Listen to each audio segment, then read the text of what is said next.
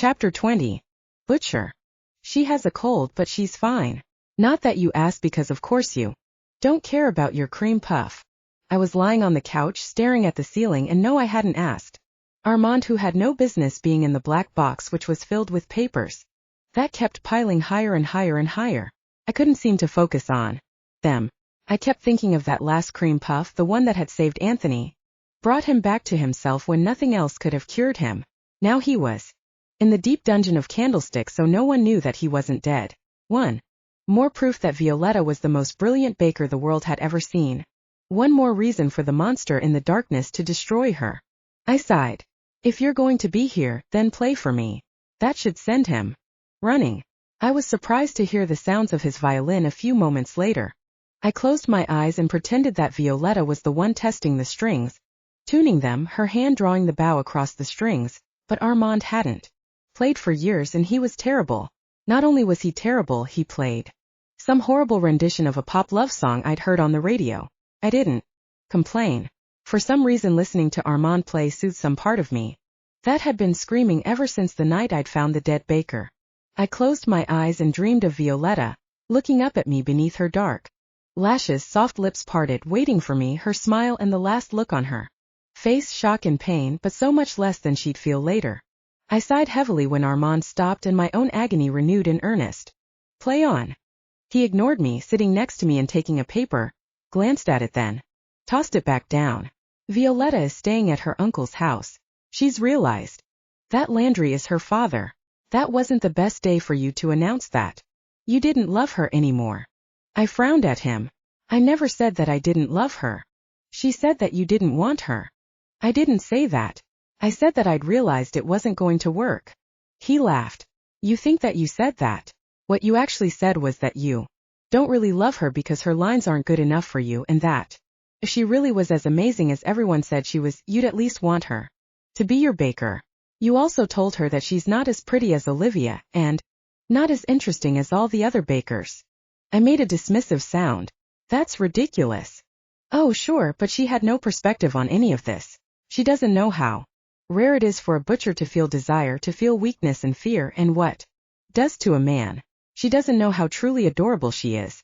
It's probably good that you dumped her so that she can go out with a normal civilian, find out how lovely she is. A normal civilian couldn't possibly understand how exquisite she is. He shrugged. No, probably not, but she doesn't need another butcher, not after you tore her heart out. I closed my eyes and shook my head, leaning back. All of my actions were for her safety and happiness. Whatever. I'm here to talk about the vampire. I opened one eye. What about her? I want her. What would you do with a vampire like Voltaire? He shrugged. The CM obviously isn't going to execute her, so he may as well release her. She could be useful. So tell the CM that. I did. He insisted that I talk to you. I think he wants me to irritate you so much that you get off the couch down here. You haven't gone hunting since that night. I shrug. You and Sebastian seem to have a handle on it. But we're not attuned like you. We wouldn't have found the baker. I sighed. Maybe I'm worried what else I'll find if I start looking. He nodded. To be perfectly honest, you're taking it rather well. I frowned at him. Thank you. What are you talking about? Your transition to CM. You know how most of them go crazy, run away from all butchers, ask the local pack leader to infect them, join a nudist colony. Actually, that one makes sense. I stared at him, sitting up slowly until I was close enough to throttle him with my bare hands. Somehow I resisted the impulse. You got infected after you had a vision. He hesitated, then nodded. Something like that. I didn't realize that the visions aren't real. Of course the visions aren't real. All the millions of ways I could destroy Violetta couldn't possibly all come true. You should have known that. The Sam explained it to us. He stared at me for a long time. Right, so because I allowed fear to control me, I must be much more idiotic than you, who are letting fear control you. It's not controlling me. I'm simply seeing the dangers and making certain that the worst ones don't happen. He laughed. You have no idea what the worst things are that could happen. Me choosing fear opened the door to things that I'd never imagined but were everything I was trying to prevent. You're acting in fear and hurting your sweet baker. It's stupid. I sighed. I don't expect you to understand me, Armand. I don't either, but acting out of fear is something I understand intimately. I know that my words aren't going to change your behavior. I just want to be able to say, I told you so, when you realize that the nightmare you thought you were preventing is only the tip of the iceberg. I closed my eyes, heart throbbing. That's the stupidest reason I've ever heard for becoming a werewolf. He laughed. The fear is extremely stupidifying. I won't argue with you there. Well, I guess I'll go see Violetta, see if she's still sick, let her take my energy and make me depressed biscuits, and then take her to the Greek for a haircut. Maybe he'll try to date her. That would be amusing. I shook my head. As bad as it would be for Violetta to be with a bogeyman, at least he would keep her safe, not bite her, and not drag her into the middle of a butcher war. Who knew war would have so much paperwork? Some senior butchers came in with more papers, and when I gestured them to put it down on the already teetering stacks, one of them shook his head. Sir, you need to eat. I stared at him. Don't I? You've been down here for 4 days. The younger butchers are worried. I considered that, then moved, grabbing him and pulling him into a headlock. While disarming the other one, I hissed into his ear. Are you my mother that you should be concerned about what I eat? Your duty is to fight the darkness, not show concern for me. Tonight I will lead you north and you will remember what you are and where your duty lies. I released them, stepping back and glowering at them. You may go. They turned and disappeared, leaving me in a room with a lot of other butchers, who were steadily ignoring my little outburst. It was one thing to have tantrums with the CM, but to show my own men my insecurities and weakness was unforgivable. I inhaled deeply before nodding at a butcher a year younger than myself. Bring me dinner and a basket of baked goods. He took off at a run while I settled down, determined to get through at least enough of this mess to know where in the world I was going to take the healthy group of butchers sure to shadow me. They didn't want me to faint in the middle of a battle again with no one but Sebastian to drag me to safety. They were worried about me. I had to shake off this lethargy and focus, but I kept seeing Violetta's face, hurt, and then the fear would encapsulate my heart. Ignored it. If I could ignore race who were nibbling on my joints, I could ignore the fear at least long enough to organize this mess. Hours later, I'd forced myself to eat Landry's goods, as nourishing as usual, and completely tasteless to me. I needed Violetta. I did not need Violetta, because I couldn't have her. I couldn't need what I couldn't have. I was doing fine without her. Not fine exactly, but I could blame that on the vision, the transition. Armand was right. I'd heard the stories of butchers who transitioned badly. Me spending a few days on the couch was hardly a sign of imminent madness and failure. I put on my coat and checked my knives, noticing that I hadn't cleaned one of them since the night I'd found the dead baker. The steel was corroded from the residual blood and gore. I sighed and put that down. I'd have to take it to the armory, maybe smelt it down. I'd do that later after I got back from this trip, which was bound to be disappointing. I didn't feel the darkness stirring. I didn't feel anything except fear. I walked out into the courtyard behind the garage, my body heavy and numb. Flexed my fingers and walked into the crowd of butchers gathered there, waiting for me. Where to tonight, butcher? Sebastian asked, like I came out to lead them. Every night. Everyone was breathlessly silent, waiting for me to say something profound. North. They nodded and began moving like that wasn't the most obvious statement known to man. We walked, spreading out a block long, 2 blocks, thinning out as we walked through the city from Calder to downtown, then north, but the more I thought about it, the more it seemed like north was too obvious. Something pulled me east towards the river. Not north at all. We walked and walked until I started to feel nervous. They were all following me and I had no idea where I was going. I'd never had this uncertainty as a butcher before. I'd always known where I was going and went there unerringly. One way or another I found what I was looking for, but this was different. This was me taking stacks and stacks of papers that I'd barely glanced at before tossing aside into random piles. At least they seemed random, but maybe my subconscious was working on them at some level. One could hope. I walked down narrow alleys lined with chain-link fences, garbage gusting around in the darkness. It was strangely devoid of monsters. Continued on for an hour, up and down the narrow streets, turning around and heading back. Seemingly randomly, I turned a corner of a large abandoned building that ended in a dead end. A figure was pressed against the brick wall, hair scraggly and eyes wild. Knew that face and my own heart constricted as I gestured my hand out for the butchers behind to fall into position. Soundlessly they spread out, ready to take out this butcher, but we would take him alive. From the looks of him, it wouldn't do much good. I pulled out my phone. Landry, is there anything of Violetta's left? He was quiet for a moment. Puffer sent over some terrible biscuits a few days ago. Never seen anything like that. Perfect. We'll be there in a few minutes. I closed the phone and moved towards the now crouching and snarling butcher. I'd never be able to forgive myself for sending him undercover if I couldn't bring him back. Violetta's strange biscuits had to be what I needed. She always gave me exactly what I needed and a little bit more. I held my hand up, holding the butcher's back. Sebastian edged too close before I gave him a sharp look and he fell away. Lee, I'm glad I found you. I was wondering if you could explain the last report you handed in. You mentioned something about a safe house that got overrun on 6th Street, but I don't recall having a safe house there. Why don't you explain that to me? Maybe show me where it is. He lunged towards me, snarling like an animal. I suppose that makes sense. Did you ever eat at that new Italian place? We could stop on the way. He hesitated at the mention of food. He'd always been a connoisseur of Italian restaurants. Some of the butchers were kind of snobbish about noodles. Tossed a Landry biscuit to him and he caught it, immediately stuffing it into his mouth. He was beyond hungry. Where had the baker been kept before he was killed? I needed to have more conversations with the renegade butchers in Calder's basement. How often were they fed? How much and what quality?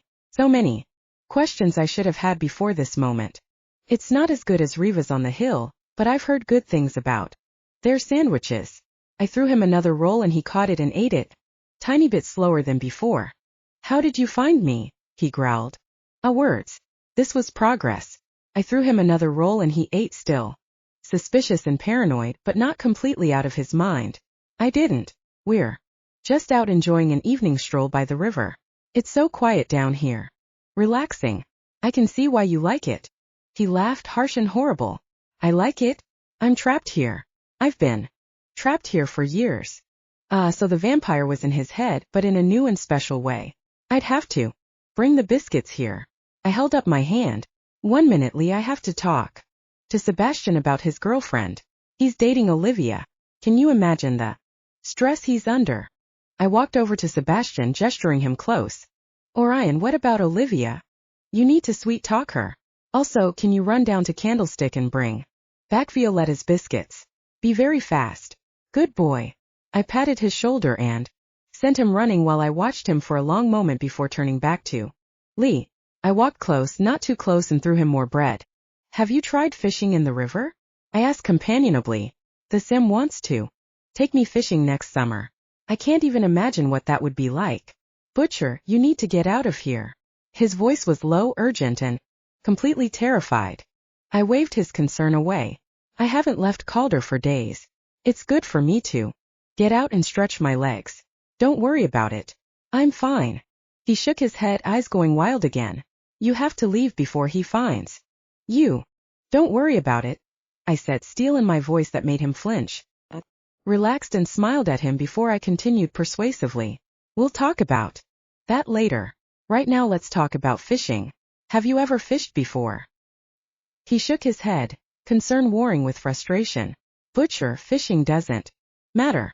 You need to understand the danger. But maybe I do understand the danger. I'm supposed to be the butcher. After all, maybe what I need to understand is fishing. Tell me what you know about fishing, Butcher. Don't leave anything out. I threw him another roll and he ate it, staring at me in consternation before he began to tell me what he knew about the history of fishing. He was a good butcher, following orders without questioning things too much. If he talked about fishing, he wouldn't talk about whatever would trigger the same meltdown Anthony'd had. Now, Anthony was sane, but he didn't remember much about the last 6 months. If the monster had left the same trails of chaos in this butcher's mind, I could hope for a few minutes of rational information before he broke down. If I had Violetta's goods with me, I wouldn't have to go through this, but the risk of losing all information was worth the hope that he could be brought back into the light. I kept him talking about fishing for a long time. The butchers around me shifted. This had to be the strangest and most boring hunting expedition they'd ever been on, as he chatted about fly fishing versus bait fishing, and apparently he actually had experience in the sport. I thought about where I would put a baker if I were bent on destroying my kind but still had the needs of my kind and liked to eat werewolves. That part still made no sense. It took Sebastian over half an hour to come back with the biscuits. He tossed them to me and I ran forward, butchers around me pinning Lee down while I forced the strange biscuit in his mouth. He gagged, fought, and it was nice to have Sebastian take the brunt of his attack while I focused on keeping his mouth full. He had to eat. I wouldn't lose this butcher the way I'd lost that one girl to the vampires. His teeth were sharp, good for biting biscuits and butchers. My teeth in Violetta's skin. Only a moment the memory went through me, but it was enough to knock me back. I kept staggering back until I came up against the wall, the need for Violetta rushing through me, more powerful than 1,000 waves. I needed her, but I couldn't have her. I needed her. I had her biscuits in my hand. What if the biscuits didn't work because I'd shut her out? What if I lost this butcher because of my fear for her? I stared at Lee where he struggled beneath a pile of butchers and shook my head. One life wasn't supposed to be above the greater good, but Violetta's life was above that of any other butcher who trusted me. If a few butchers fell because she wasn't beside me, that was nothing as long as she was safe.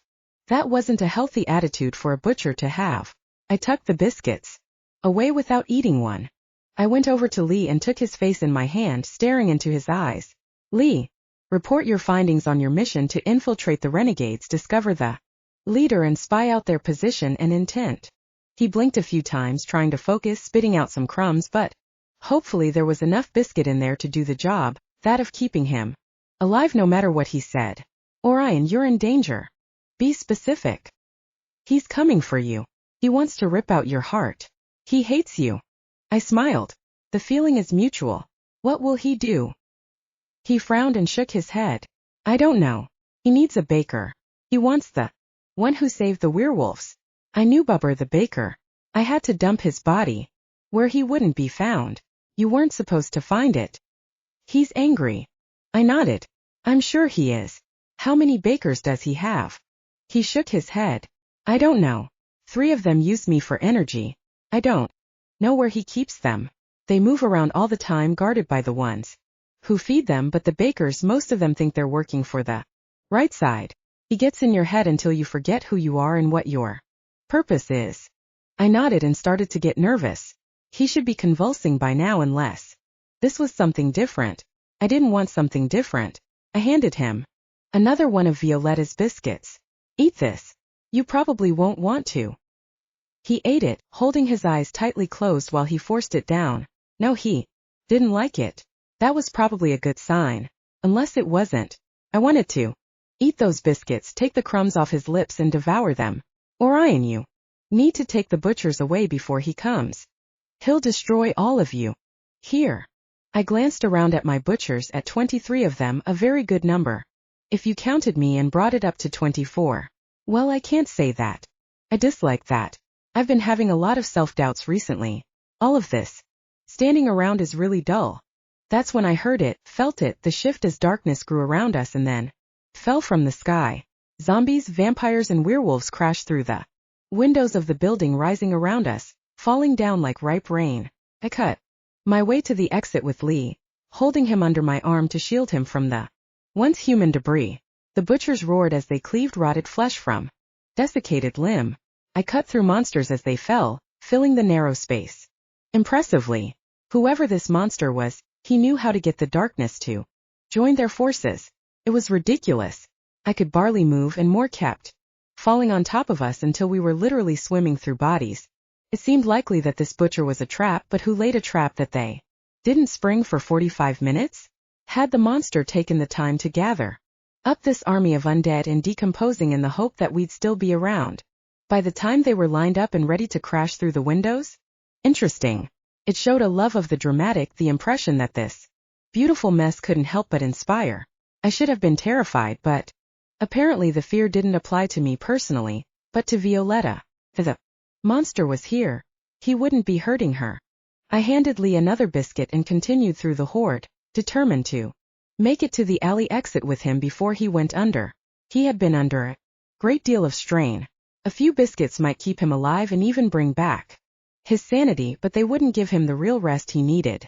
Also, I needed the descriptions of the bakers and information on where they'd met Lee. He had to have some clues in his brain that I could uncover. Howling echoed to me, a howl like nothing I'd ever heard before. The werewolf was outlined against the night sky at the top of a lower building beyond the end of the alley where we nobly struggled. Armand. For a moment I thought he'd come alone, but then other figures crowded around him and then he leapt down, vanishing from sight for a moment, but the sound he made when he met the crowd of undead was unmistakable. That was the sound of a butcher.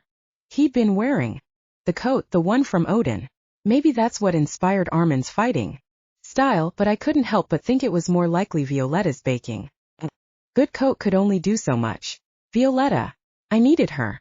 If Armand, werewolf, could give her energy and eat her biscuits, surely I could do the same if I were careful. I didn't have the power to send her away, not that she would be any safer somewhere other than Candlestick. She wasn't at Candlestick, but at the Vespedes. A good number of butchers were patrolling the area. I'd seen to that in spite of my ennui. Lee fought, but we were barely holding our own when Armand's troops rushed in, a hairy army that ripped apart the darkness like it was tissue paper. Those dogs moved as one, directed by Armand, who hadn't shifted as he fought, even though his eyes gleamed bright gold. A butcher's scream pierced the night, a war cry of course, and I found Sebastian beside me, a wild look in his pale green eyes as he swept his knife in a deadly arc, evisceration and decapitation in every stroke. We need to get you out. What I really need is an umbrella. I smiled slightly as I ducked and lunged, parrying and then striking out. I did not kill any slower than Tansetta, but he was certainly more flashy, large and quick, fierce and seemingly reckless, but with instincts as sharp as any butcher I'd seen. I walked towards the alley's entrance with the assurance that my butchers would join me. I was almost there when a figure fell from the sky, larger, darker, and with burning red eyes that I didn't dare look straight at. Vampire. Maybe. How had a butcher been changed into a vampire, and why would that make him eat werewolves? He was mesmerizing to watch, every move a blend of skill and grace that made me want to throw my own weapons down in defeat. I could never be as good. Closed my eyes and flowed into the darkness and shadows, the hunger tugging at me, but not as strong as the tug towards Violetta. The monster was here. If I could slaughter him now, he would never threaten Violetta again. I forgot about Lee, leaving him behind as I faced the monster, drawing knives. As I cut through the zombies, spinning, ducking to get closer to him, he fought towards me, cutting down Armand's soldiers and my butchers with every stroke. It was difficult to kill butchers. I couldn't worry about those that fell. This was my chance to destroy him once and for all. Finally I met him, his movements a blur, but always my knife was there to block, my body twisting out of the way at the right angle in the right moment. He seemed so much larger than he was, all muscle and height, but up close he wasn't so huge, certainly no taller than Tansetta. Had he fallen? Fought. The smell of the monster rank and cloying, sweet almost like fresh meat, and an underlying stench of rot. The little butcher's all grown up, the monster hissed, his voice striking me like a blow, a vampire's voice that could render the reason from a mortal man. Happily my reason had fled from me the moment I told Violetta that I didn't want to see her again. Thank you, I said after I decided it may as well be a compliment. I slashed a knife at him, then had to backpedal to keep from his own slash. Couldn't see his face, not that I tried that hard. I didn't want to meet those eyes. You're going to die here this night. I inhaled deeply, the sickening stench and the near river. It's a good night to die. And then your sweet baker will be unprotected. I stumbled back from his fierce swipe, stringy hair dangling in front of his face. He fought like a butcher, but more vicious, more quick, more everything. He probably could kill me. I didn't mind that, but Violetta, I could not leave her defenseless. I threw a ball of holy water at him, but he threw a fireball and they cancelled each other out nicely, except for the rush of steam that filled the air between us. I hadn't eaten Violetta's cooking in too long. I couldn't fight the forces of darkness that still fell from the sky, burying me beneath their weight along with this horrible monstrous creature whom I needed to send back to hell. I quieted my mind and let the movement come from inside, letting my body move in a flow as easy as drops of water rolling down a window. Every movement was An extension of my intention, my calm acceptance. Life would bring what it would. Fate, destiny, the will of God, I could not fight that, but I could fight my own fear, my own personal weakness. Suddenly it didn't seem that the night swam so thick with the darkness, and when Armand fell in beside me, lunging forward to snap at the monster's throat, I smiled. In only a few moments Sebastian was on my other side, the three of us untouchable, moving in perfect rhythm, led by me without the slightest doubt. The monster knew when the power shifted, when he understood that he would lose, and turned, disappearing into the darkness and leaving me with no particular target but lots of bodies. I lost myself to the hunger for a few moments, a few hours, some time that I forgot the aching in my heart, the fear. We'd come face to face with the monster who gobbled up werewolf villages, and we'd live to tell the tale, but he'd gotten away. Afterwards, in the middle of the mess, I frowned at the biscuit in my hand. I'd given them to fallen butchers to help them recover, but this last one I couldn't quite give away. I had other things to do than think about a biscuit. But I couldn't help imagining her hands in this dough, her face angry and hurt when she pounded on it. I put it in my mouth and for a moment forgot everything as I tasted Violetta. Her energy, her life, her sweetness, but then bitterness and sorrow filled me. With the depth of her suffering. She needed me, and I had abandoned her. I fell to my knees and another vision descended, of her lost and destroyed. Without me to protect her, to keep her safe. Chapter 21. Baker. I blew my nose, washed my hands and continued to follow Puffer's precise directions for popovers. Did you put the pans in the oven already? He asked, frowning over my shoulder as I mixed the dough to a creamy consistency. Yes, sir. They're been preheated. I think we're ready to pour. Mix it hard now, until it's frothy while I fetch the tins. They'll puff a bit more that way. I nodded and whipped the mixture with the ancient whisk until small bubbles rose to the surface after each stir. I scooped the mixture into the pan. Quick, precise, in time to Puffer's nodding head. These had a few extra ingredients than the usual from Puffer's smaller store of weird stuff. He explained what each of them did and how things worked together to create other things. Zebra hoof powder, for instance, worked to rebuild blood cells, but if you added ostrich eggshell to it, you'd have a blood thinner that also increased heart rate and lessened pain. At the same time, he reminded me often that my instincts were always right. Whatever I knew, I had to follow my heart, which would lead me right. My heart was with Orion, so I only nodded and repeated in my mind the powders and their various uses. A sharp rapping came on the door. I looked up to see Armand standing outside, looking a bit more irritable than usual. I looked at Puffer and he gave me a sharp nod before he headed to the door, letting Armand inside and him out at the same time. Puffer didn't like Armand too well. You look better, Vanilla. I paused in rolling out dough to blow my nose, then washed my hands and continued. Thanks. Landry sent over some cold medicine, some soup, but I left it in the car. You're going to refuse it again, right? I frowned at the pale dough, creamy like Orion's skin. I crumpled it up and threw it down on the marble tabletop, turning to Armand. I've been thinking.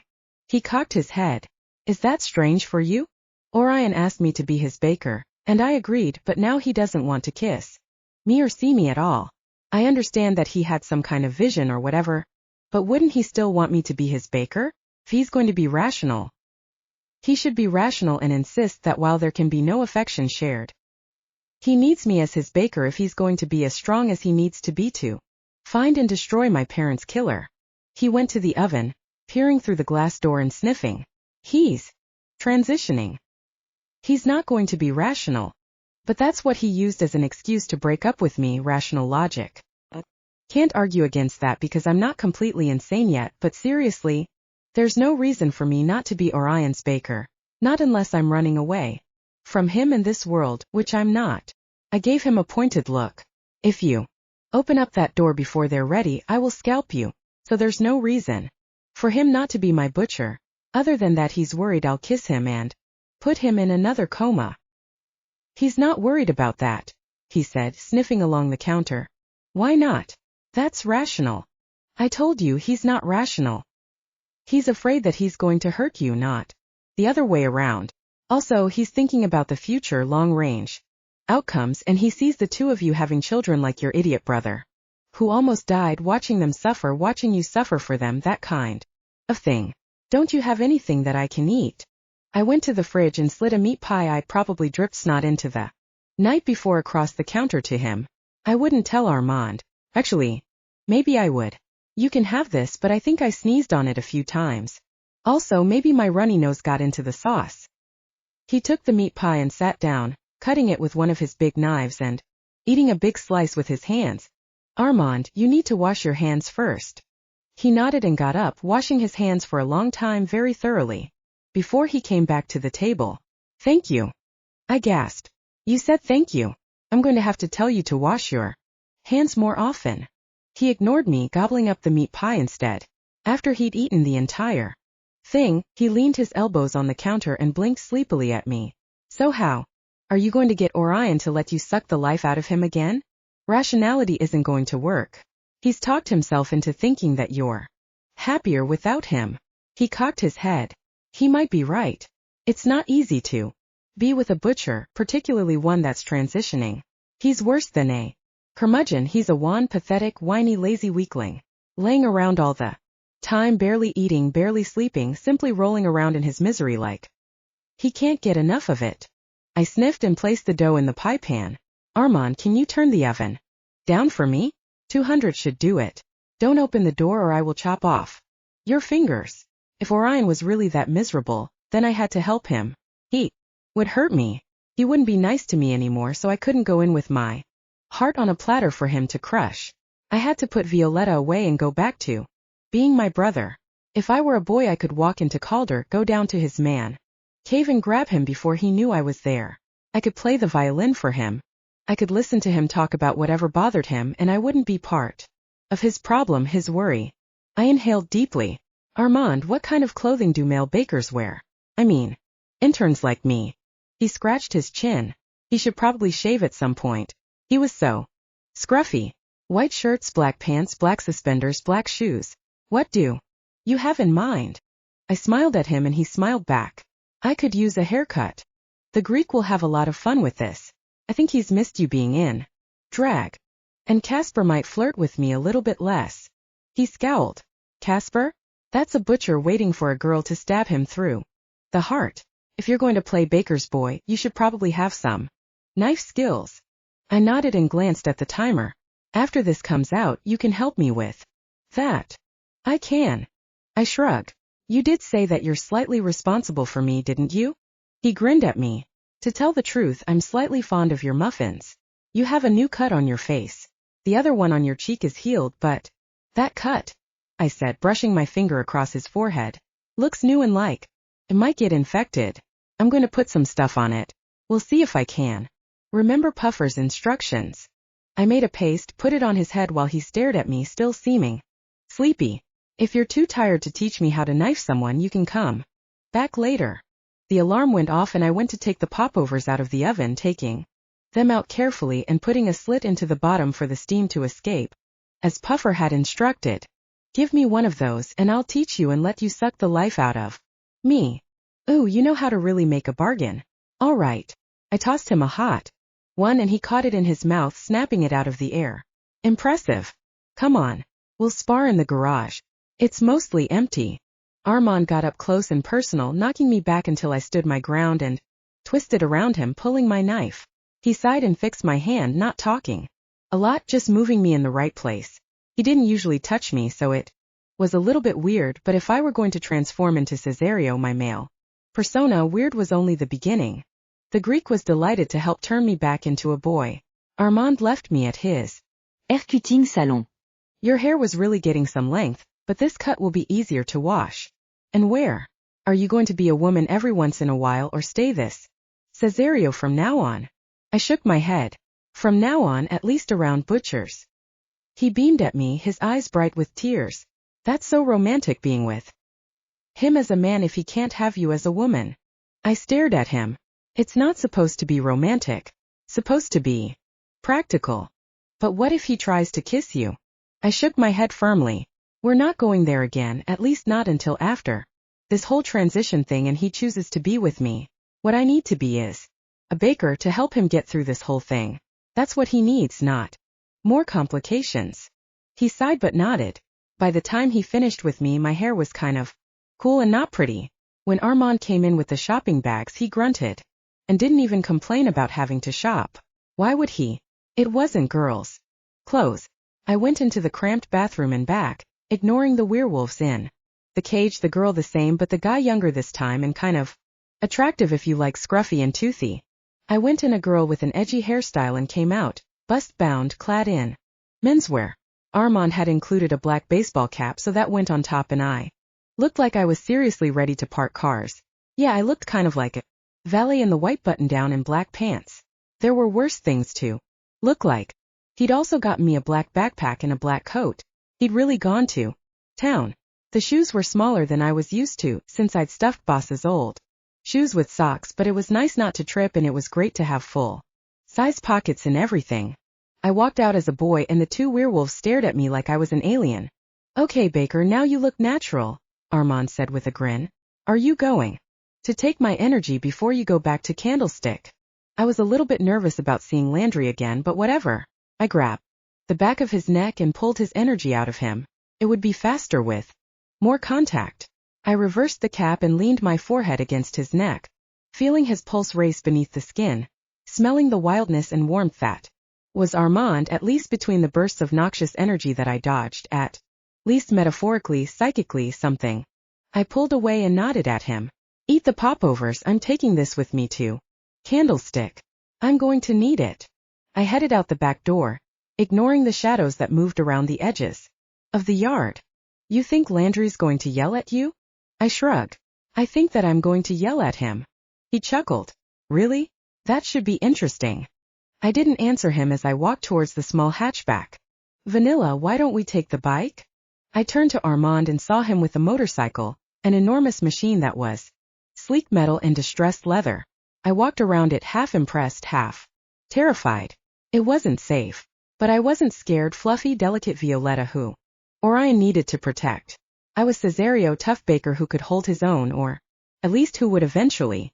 Sure. Armand climbed on the front and I hesitated before I straddled the thing, not touching Armand.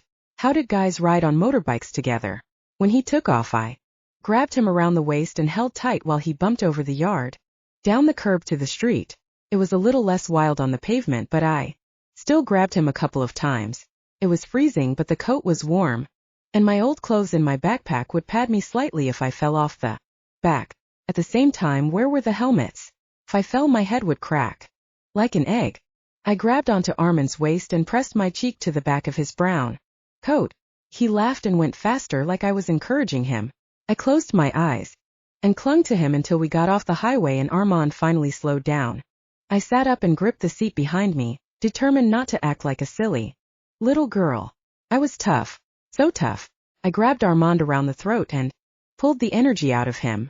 He gripped my hand as we coasted up to the gate and he parked with a jerk. You want the driver to pass out? I couldn't take that much energy unless I kissed you.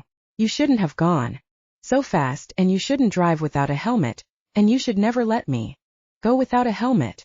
Are you crazy? No need to answer that. I swung off the motorcycle, gave him a short wave and headed to the gate.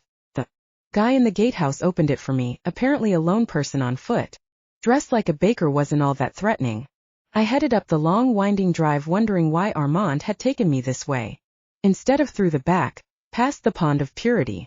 By the time I reached the curve that revealed the front porch, I saw Landry standing in the open doorway, large arms folded over his chest, the CM behind him leaning against the doorway. This was it then. I squared my shoulders and kept my hands down, calm, steady. I nodded to Landry and the CM. Hello. I'm Orion's Baker. You can call me Cesario. I don't want to be pampered and I don't want any nonsense. I'm here to do a job, so let me know what you need and I'll try to do it. They were blocking the doorway or I would have gone past them running away. Probably. As it was, I had to stand there while Landry's eyes narrowed. The CM smiled and held out his hand. Cesario, is it? Welcome to Candlestick Manor. Stay as long as you like. I shook his hand and since I was there I took his energy as much as I could pull out of him in 5 seconds. Not a lot, but more than usual. I would do this, weird or not. Landry rolled his eyes. Cesario? That's my middle name. I raised my eyebrows. Probably because you're my biological father. Now that We got that out of the way, we don't need to talk about it again. The CM laughed, low and only for a moment, but it earned a scowl from Landry. He is very clear.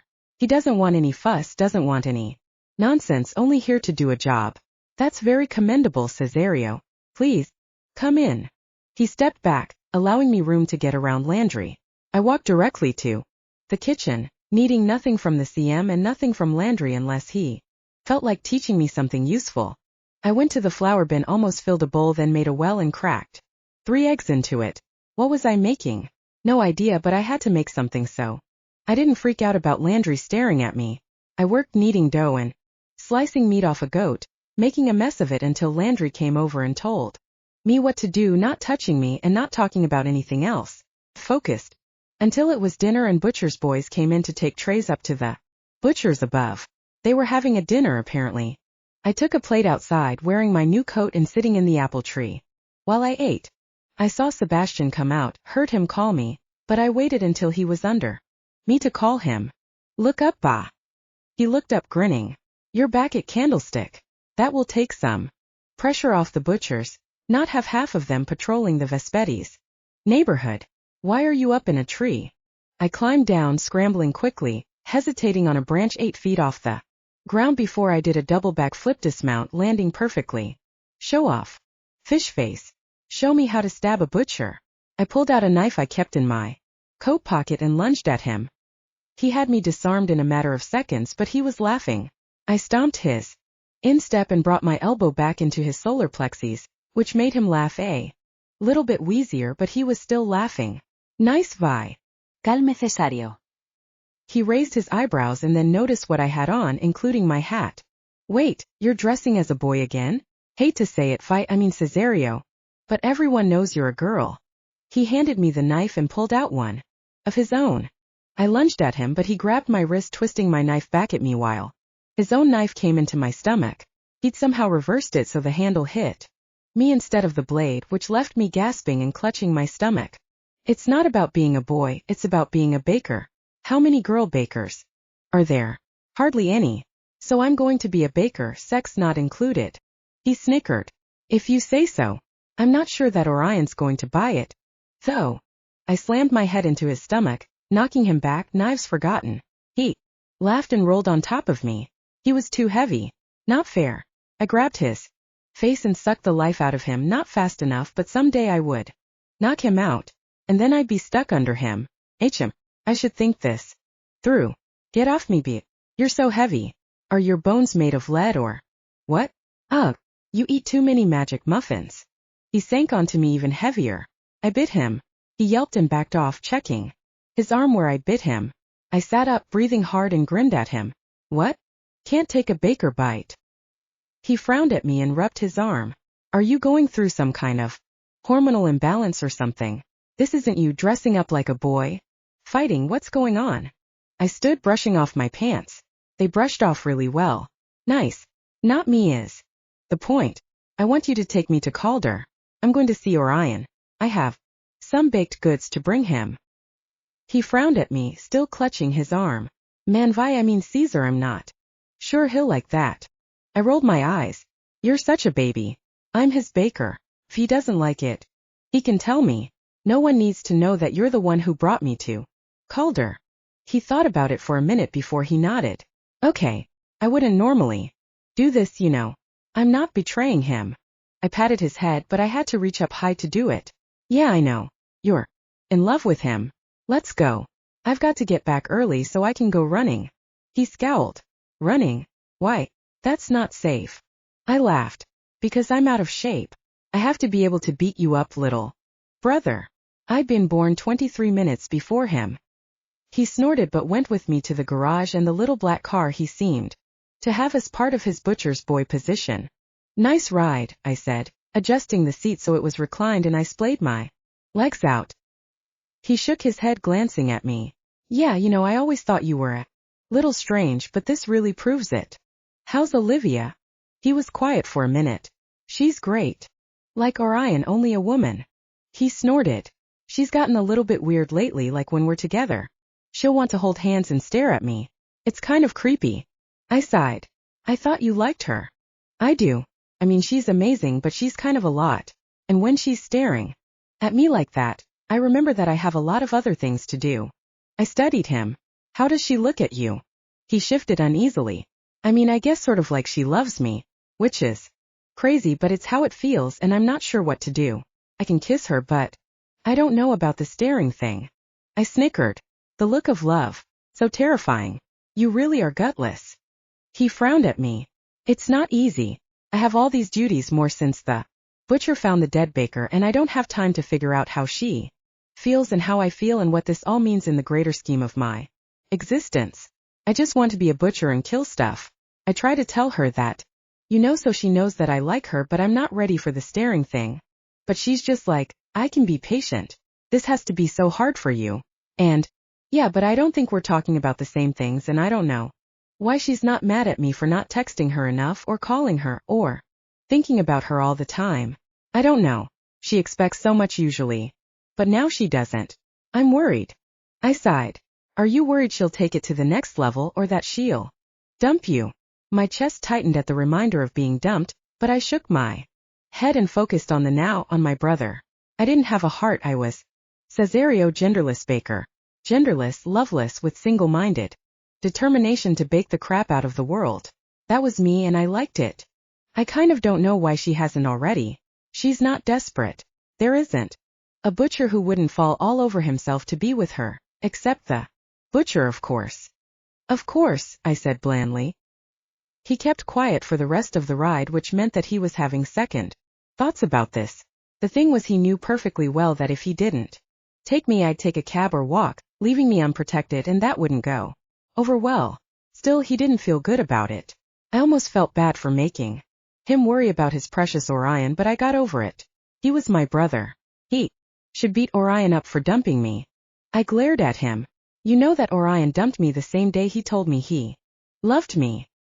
He glanced at me with wide eyes, pale green eyes like Landry. I looked out the window. Sorry, Cesario, but what do you expect me to do about it? He smiled at me. I'm Jonathan Daughtry. I don't believe I've ever truly thanked you for your service here on All Hallows Eve. It was nothing, I mumbled. Orion's life isn't nothing. Following your instincts out of pure faith isn't nothing. You are so far from nothing, Violetta. I can't begin to tell you. You've been baking with Landry for some time now. What do you think? I blinked at him. Why couldn't I relax? It wasn't anything he said or did, but I felt like he was watching me, or aware of me, or knew something I didn't. No, of course he did. He was head of all the butchers in the area. I think Landry is a very good baker. Not just a baker either. He's a fantastic cook, chef, whatever. He's really flexible and lets me do whatever I want, which is a little confusing because I'm not sure if I'm messing up, and I know I have a lot to learn, but he's great. And the baking, being a baker, do you think it's for you? I stared at him. His eyes were more golden than Orion's. After only a few weeks I was supposed to know the answer to that, but I did know. Yes, I want to be Orion's baker, and I want to be Landry's in turn. He smiled and pulled out a manila file folder. He handed it to me and I opened it to see a sheet of paper, an account, and a very tidy sum that would set me up with good tuna for life. Probably the good hot dogs too. This will be the starting amount from the butcher/baker fund, so you have the freedom of your choice of school, college, whatever you like. This, he said, pointing to a separate line below, is your weekly allowance during your internship. Is it adequate? I swallowed and nodded. It was much better than any full-time job I could get. Without a college degree, how long will my internship be? He shrugged and tapped his fingers on the desk. Baker's school is usually 4 or 8 years depending on the country. Your position is unique. You started late with official internship, but your mother trained you growing up. I don't think your internship will last longer than a year or two. What we can't teach is the depth of connection that you have with the butcher, Landry. And I spent years together, but our connection isn't nearly that remarkable. It's interesting because you connect with so few people. Armand, the former butcher, you connect with him, isn't that right? I shrugged. Armand? Sort of. His energy is all over the place. Yes. His lack of stability is why he can't be a butcher. It's unfortunate. He was very good. I nodded. Right. He spends a lot of time here for someone who isn't a butcher. Yes, since the days of darkness we've needed his particular abilities to be our ambassador to the werewolves. They are flocking to our city daily, some for revenge but most for safety. The monster who is slaughtering werewolves. He nodded, so terribly serious. Some blame butchers. Why would they do that? They were killed the way that butchers kill things, only more viciously and violently than most of us could stomach. Oh. I nodded and felt sick. Do you think it is a butcher? He smiled mildly. No. It could be a former butcher, a renegade butcher, or a pretender, but no true butcher would put us all at risk in this way. Do you have any questions for me? I stared at him, fidgeting. Maybe why I can't connect very well. Do you? No. He cleared his throat. Landry and I have talked about that. I'm not certain. But I think it has to do with your skepticism. You weren't brought up to believe in energy exchange. You do believe in Orion not as the butcher but as himself. I can only imagine that you also trust Armand. I shrug. It isn't that I don't trust you, it's just that you seem so. He smiled slightly and closed the manila folder beneath his hands. His hands were Orion's hands, busy and accessible, and you probably feel that I could be a better father for Orion if I weren't the candlestick maker. I shook my head in denial before I shrugged hesitantly. It was true that the impression that I got from all of our conversations that Orion needed a father figure but didn't have one because the CM had to be his boss instead of his dad. It can't be easy for you, but he doesn't have anyone he can give his burden to. My dad was always there to give me a hug or tell me good job going to all my stuff. I don't know. I guess you guys go to butcher stuff together. He shook his head. Butcher stuff, yes. Maybe we could do other things. Baseball games or, he smiled slightly. I have no idea what Orion would like. He's always been so focused and driven to be the perfect butcher. You should take him camping. Not in the dark nights but during the summer. Maybe. Hiking and climbing, canoeing, that kind of thing.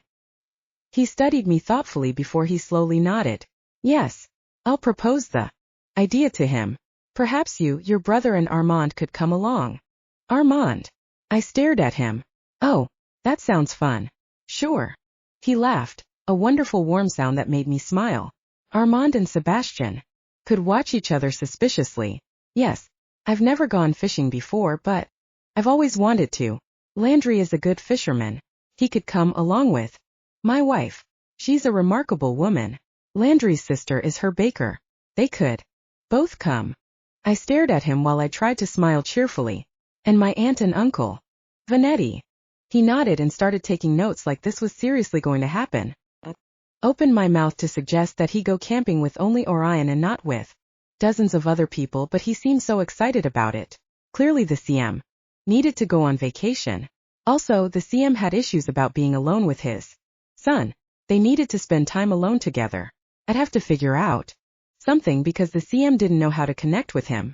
Any other questions? He asked, looking up from his camping notes. He was kind of adorable and oblivious about some things. I think I'm good. Are you sure you're okay with me staying here? He looked surprised. Of course. As a baker, you're welcome in any CM's residence. It's a place of refuge for your kind. As Orion's good friend, you're certainly welcome to my home. Good friend? Okay, that was kind of embarrassing. Landry probably told him all about the tablets Orion took so he wouldn't bite me. Great. Thanks. Hesitated before I turned back to him. Did you know my dad? He nodded. Joseph Tancetta. He was a great butcher. Do you know why he quit? He smiled. He retired after serving for many years. He didn't quit, Violetta. He was still listed in our reserve. Oh, okay. What about my mother? Did you know her? He nodded, sobering. Lauren was an excellent baker. She assisted Landry in my wife's conception of Orion.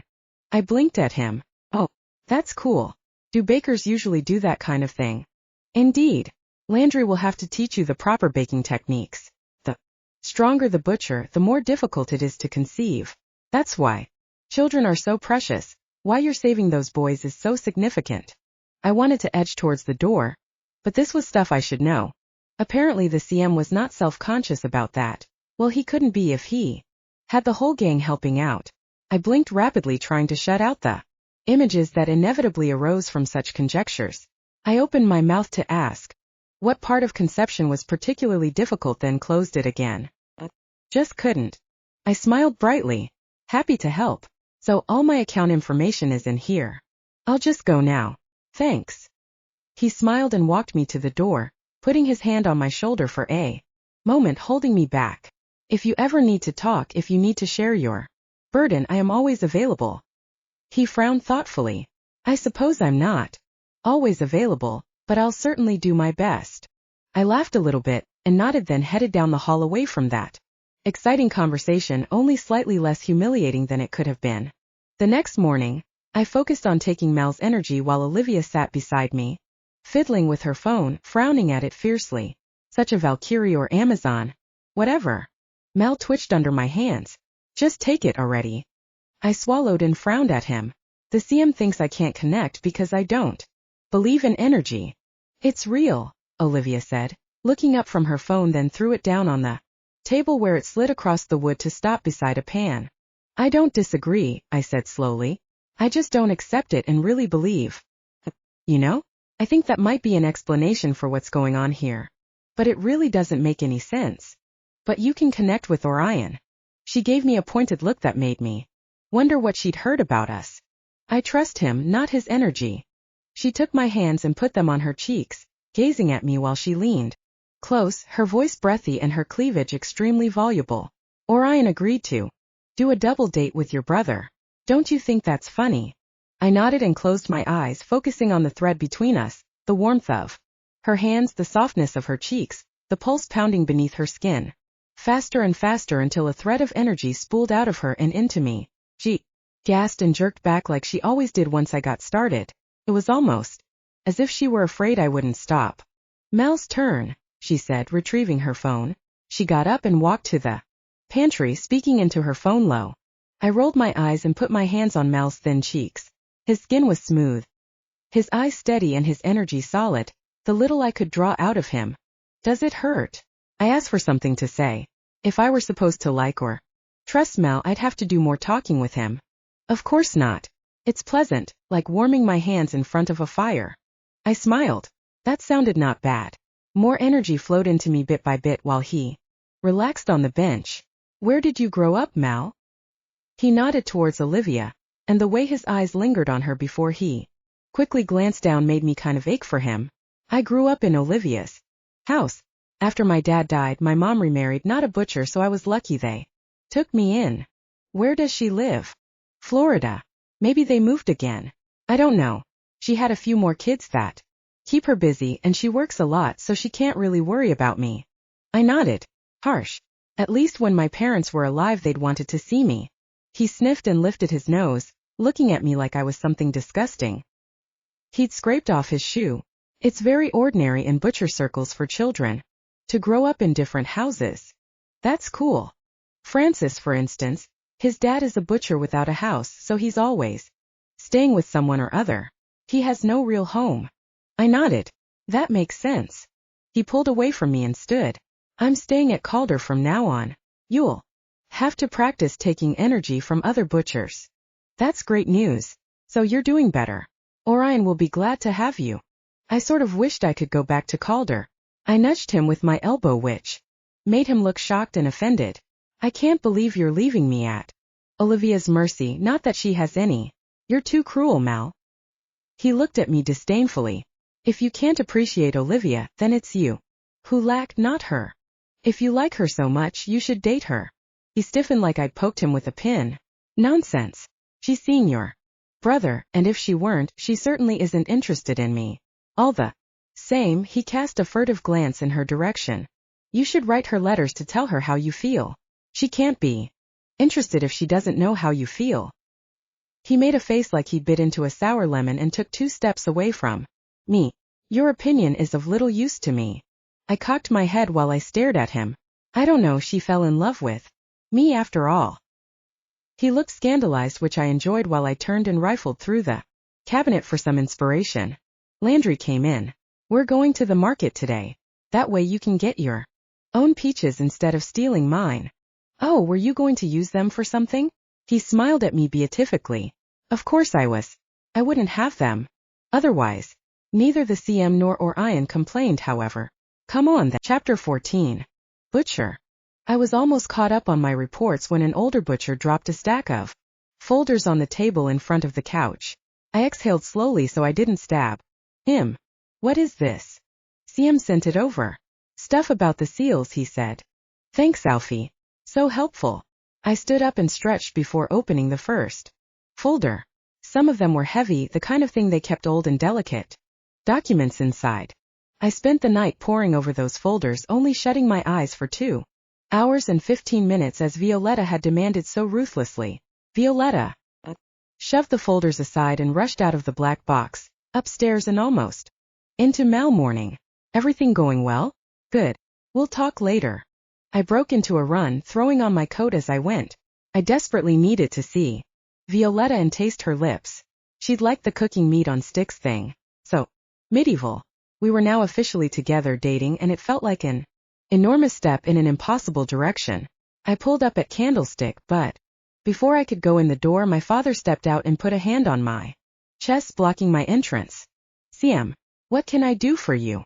I asked, glancing around him like she might be somewhere hovering in the halls waiting for me to come to my office. I almost sighed and shuffled my feet, but I wasn't a child. When I was a child, I hadn't wanted to do that. Apparently it was catching up to me. Once we'd arrived in his office, I tried to beat him to the point. The seal can't be fixed. It has to be entirely resealed after the other 2 seals are removed. He raised an eyebrow and poured himself a glass of water, then mixed a powder into it. Landry's orders, of course. What did he need special powders for? Perhaps his health wasn't perfect. What is the powder for? He glanced at me, surprised. Had I ever asked him a question about himself that didn't involve Butcher's business? Probably not. I have no idea. I think that Landry likes to try things out on me randomly. This one is vile. Would you like some? I held up my hand and shook my head. Thanks, no. Ah, he already has you taking nasty substances to keep you healthy for your Violetta. I cleared my throat. He does. So the seals must be recast. They lost many butchers getting those seals on in the first place. He nodded soberly. We can do better than that. We can. He studied me. Of course. We have more advantages than ever before. Technology. He smiled slowly. Perhaps that, but mostly I was referring to your brother. Your butcher's boy and your baker. It's a remarkable little group, don't you agree? I frowned sternly. Violetta is not part of my fighting team. Of course she is, Orion. She's the key to the entire thing.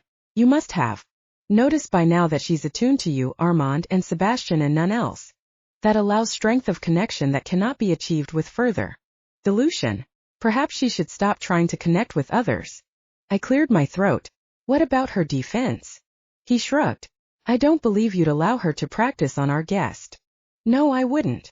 He smiled. Not that it's your place to allow or not allow your baker. Yet, you are her protector as you are the city's. What do you think about camping? I stared at him. In North City? I doubt I'd get much sleep. He laughed. But there was something tight, nervous maybe. Violetta suggested that we all go camping this summer, fishing, hiking, that sort of thing. I've always wanted to visit the Yukons. Violetta wants us to all go camping? I smiled at the thought of her sitting beside me in front of a fire, leaning against me for warmth. Yes, your mother, Landry, Sebastian, Armand, and her aunt and uncle. I took a step back. Mother? Absolutely not. He sighed. You intend to bring her into this family, isn't that correct? Of course, but Mother will not be pleased. That was an understatement. But she has to come to accept Violetta, otherwise Violetta will feel like an outsider like her mother did. We cannot make the same mistakes. It's fine to insist that Mother accept Violetta, a completely different thing. To make Violetta the target of her wrath when she fails to. He frowned at me and I frowned back until I forced myself to look apologetic. Instead, it's bad enough when Landry and Mother rub elbows. Let's see how this Christmas goes and then plan camping. He didn't agree with me, but he did go back to talking about the seals instead. Also, he had a new assignment. I need you to travel with that gray wolf, what's his name, east and west to talk with werewolves about the threat and make certain they know it wasn't under Butcher orders. Leave the city? I can't leave. I have school. And Violetta. I need to get ready for Midwinter's Eve when the next seal is, and find a forger for the seals. Mostly stay with Violetta. He raised an eyebrow. You're the butcher. Who else shall I send? I glared at him, forgetting that I was trying to be appropriately respectful. I don't care. Send Merlot or Casper. Send nobody. The threat is here in this city. Leaving now would be worse than careless. It would be completely idiotic. Werewolves aren't going to listen to me, not when they think that I'm what slaughtered entire villages. He raised an eyebrow. Your job is to make them listen. It isn't only werewolves I'd like you to see, but vampires as well. I would like you to take Voltaire with you. I ground my teeth. You want to send me into the sticks with a werewolf and a vampire to make them all listen to how innocent the first am? I would happily slaughter them all. I am not their protector but their butcher. If you can't see that, then you're completely delusional, old man. I'm not an ambassador, but a dagger. It's what you created, and now you expect me to be what? He stared at me calmly while I yelled at him. If you're finished being emotional, I have a list of the communities I'd like you to visit. I took the paper, crinkling from the pressure I put on it. What am I supposed to say? Invite them to the city for safety, and ask them to be cautious and prepare for attack if they choose to stay. That's all. I laughed and ran a hand through my hair. That's all. Great. This will take me a week. Probably. I closed my eyes and tried to breathe normally before I glared at him again. Why? Would you like me to explain the bigger picture? If you don't make alliances and smooth things over, we will be at war. That's what this monster wants, and he'll get it if we aren't very lucky and very diligent. Make alliances? Smooth things over? Since when do I do that? He laughed and shook his head. Since the last village. The one where everyone was already dead. The one where you found a survivor. He'll go with you. 2 werewolves, a vampire, anything else? A bogeyman, a couple wraiths maybe. Some zombies. He frowned at me. Don't tempt me. Orion, this is a serious matter and you will do it as well as possible. If I don't find that you're inspiring trust in our allies, I'll send Violetta along with you. I stared at him while my stomach turned into a solid rock. What? You'll protect her, and therefore make certain alliances are made and nurtured. My heart pounded and my chest felt tight from the effort not to hurl myself on my father and beat him senseless.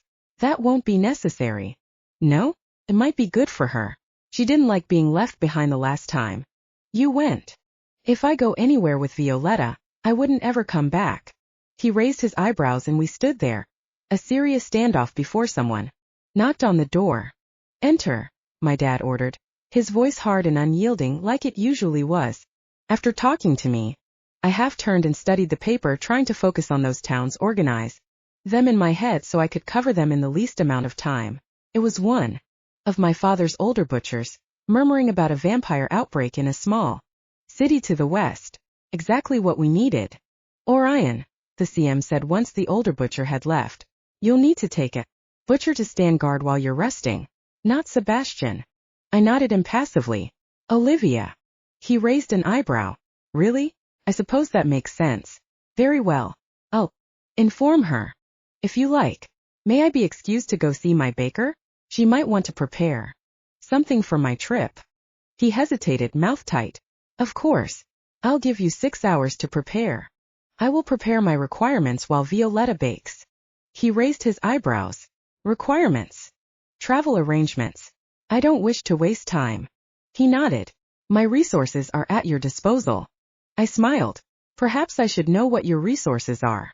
My father smiled back. Perhaps you should. Violetta was not happy. First she kissed me until I was dizzy with wanting and regular dizziness. Then she set to work pounding on dough, beating the poor stuff into shape while I organized transportation. Helicopters would not work. For travel with a werewolf and a vampire. That was a pity. We could take a limo between small towns, and a train from the east sector through the city to the west. The butchers had a private car decades old with a nice secure dark compartment for that kind of guest. How long will you be gone, butcher? Violetta pounded particularly hard, jabbing the heel of her hand into the dough. Too long. A week probably. And are you allowed to call me? With a vampire and a werewolf watching? Of course. Olivia could watch the Monsters while I took a very short break. I'm sorry. She looked up with a tight smile. Why would you be sorry? I cupped her face in my hands and gazed into her beautiful eyes. I'm sorry that I won't see you. I'm sorry that I won't taste you. I'm so sorry. The word sorry seems next to meaningless. I'm sorry that you're upset. She sighed and slumped against me, forgetting about her dough. I held her heart fluttering against mine, fast like butterfly wings, so delicate and perfect. I don't mean to be upset. I'm just surprised and worried. You said you're going to warn werewolf villages? Will you be safe? Of course you will. You can fight 60 vampires, no problem. I kissed her forehead, brushed her soft eyelashes with my lips, then kissed her cheeks, her nose, finally her mouth. She tasted like honey, so sweet and rich. I held her and kissed her until I sank down on the bench helplessly. She raised an eyebrow and searched in my coat for the nasty concoction. When she poured it, I noticed that her hands were a little shaky. How am I going to live without you for a week? I'm so good at sucking the life out of you. And who will eat my burned biscuits? I suppose there's always Armand. I winced at the thought of Armand touching her taking his energy. If they had a connection, he might turn her if he wasn't careful, maybe even if he was. What about your brother? She stared at me, pale green eyes soft and vulnerable. I don't want to hurt him. I pulled her close for a moment, before I stepped away and pulled out my papers. Don't kiss him and he'll be fine. I tried to focus, but finally I pushed them away and simply watched her movements, strong, graceful, flowing from one task to another as she hummed under her breath, maybe Motown. I drank in the sight of her as though she were water and I was heading to a long desert. Landry had disappeared once I came in with the news, either to get away from her or from me, maybe to talk to the CM about it. What could I say to convince werewolves that butchers were above slaughtering them? We weren't. The only reason we didn't was that we had allied with them against darkness as long as they followed the mandate against harming innocents. I growled and Violetta looked up at me from the roll she was forming. You growled. Are you a werewolf? I walked over and put my hand on her waist, bending to gently nip the side of her neck. That must be it. She turned in my arms to stare at me, her eyes enormous and very serious. Orion, are you going to be in very great danger? If I couldn't handle it, the CM wouldn't send me. She frowned. He never makes mistakes? That was an excellent question. Was the CM making a mistake allowing me to be with her? Don't tell him that I said this, but the CM is trustworthy. He won't send me out if it's unlikely that I'll come back. Unlikely, but that's not good enough. You have to be perfectly safe. I laughed. Oh, Violetta, I would be in dire danger of death by boredom if I were perfectly safe. Don't worry about me. It's going to be a dull errand. Have to talk to people, warn them of the danger, and offer the city as refuge. Armand's going to love that. She stared at me, eyes bright, lips trembling. So you won't be fighting? I sighed. Probably not at all. I don't know how I'll survive. She buried her face in my chest. Thank you. I felt warm from the inside as I put my arms around her, holding her carefully, so I didn't squeeze her against me too tight. I almost said, I love you, but bit it back before the words were out. I felt it though. Love roared inside of me for this sweet creature who was getting flour and bits of dough all over my coat. I would happily die for her, kill for her, but this was something else. I had to be trustworthy, relatable, charismatic. I had to connect with monsters. For her, I would not only deal with the devil but do